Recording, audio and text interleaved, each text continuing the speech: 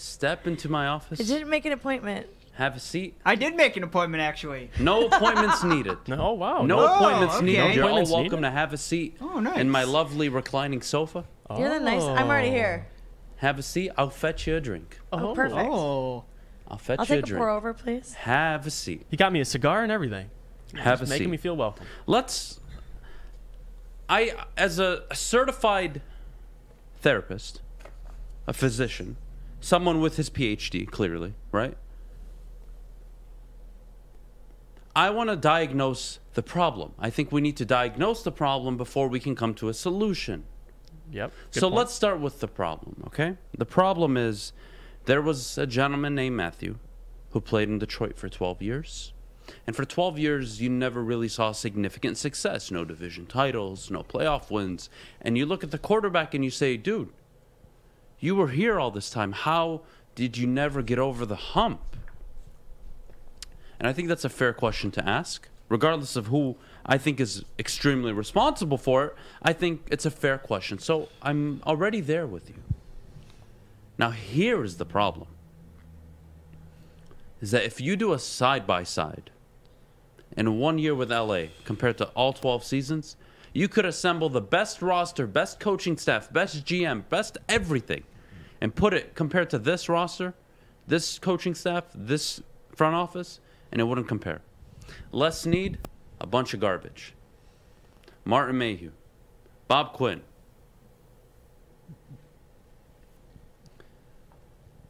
Sean McVay, Jim Caldwell, Darrell Bevell, even though he was the interim, but I just want to give him some love this morning. Jim Schwartz, and of course, who can forget Matt Patricia? That is your problem. You had a Calvin Johnson, absolutely you did. You never had a run game. Never had a defense. Outside of one season when they were actually a bit overrated, but regardless of the point. 1 out of 12. For one season, you put together a roster that should have achieved, and I could make the argument, and I think it's fair to say this morning, because, again, I'm here to help diagnose a problem. In 2014, that team underachieved. 100%. And yes, they got screwed. But you know what? Matthew Stafford was on that team, and he had the ball after that. And he didn't go down the field and score. That is a fair statement to make. Mm-hmm. One season out of 12.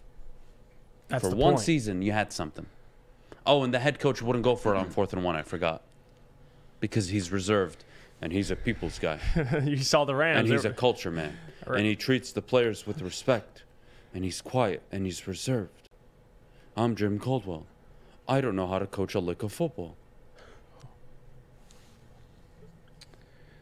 So the problem we have, Detroit, is that your ownership group has put you through absolute pain and misery, depending how old you are, from a time span of roughly 15 to 58 years. Depends how old you are. Anywhere from 15 to 58 years, you have suffered by their inept decision-making, incompetent coaching hires, incompetent friendship-based team president and GM hires. You have been subjected to that. That is not your fault. That is not Matthew Stafford's fault. Yep. The city of Detroit is not at fault for their football team. It's on one ownership team. One ownership group, I should say, and that's the Fords. Clearly. I'm sure you all are aware of this issue.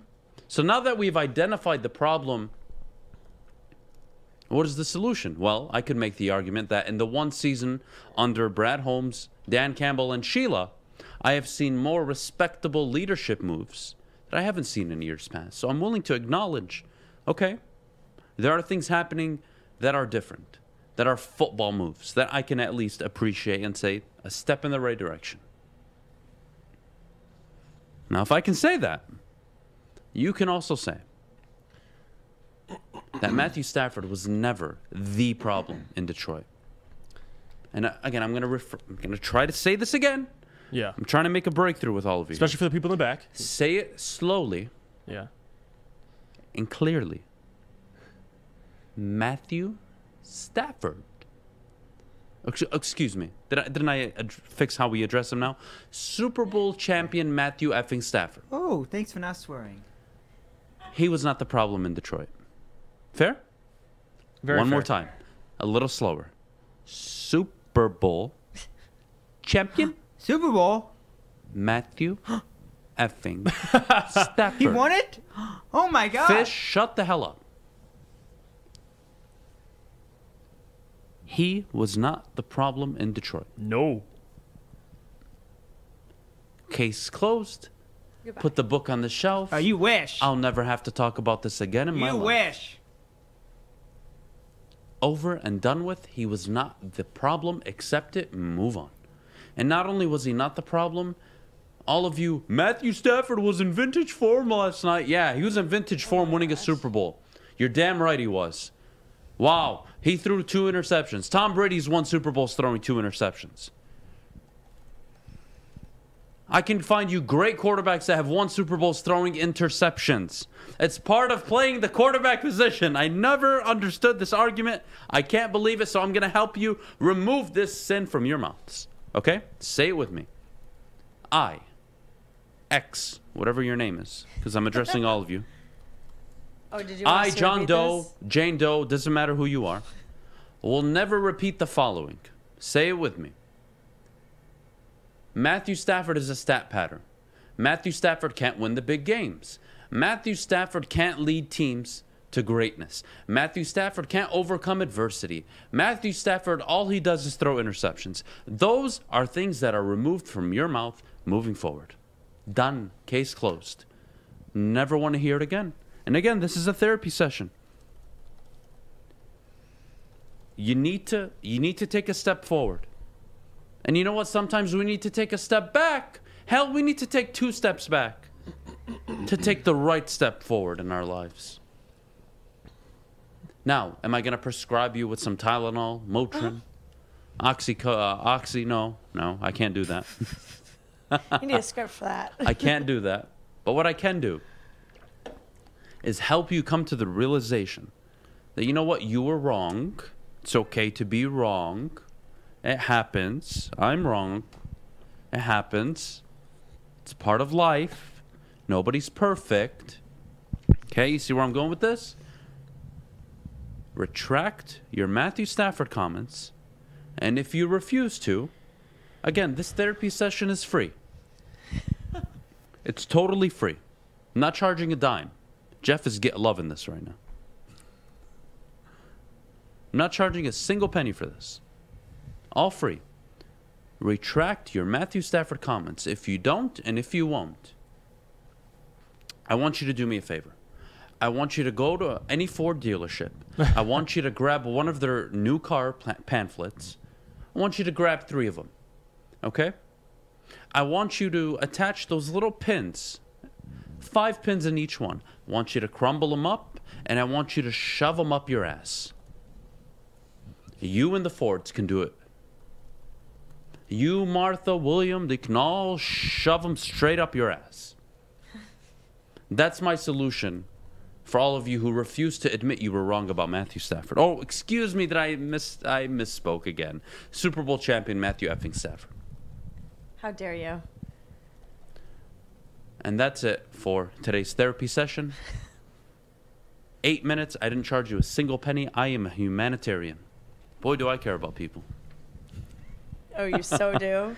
Jeff, repeat after me. I, I, You're getting Jane married. Doe, Jane Doe. or John Doe, Oh, John Doe. All right, we're not. will never Will never say the following. say the following. Matthew Stafford is not a clutch quarterback. Matthew Stafford is not a clutch quarterback. I will not say I will not say. Matthew Stafford is a stat pattern. Matthew Stafford is a stat pattern. I will not say I will Matthew not say. Stafford Matthew Stafford is a turnover machine.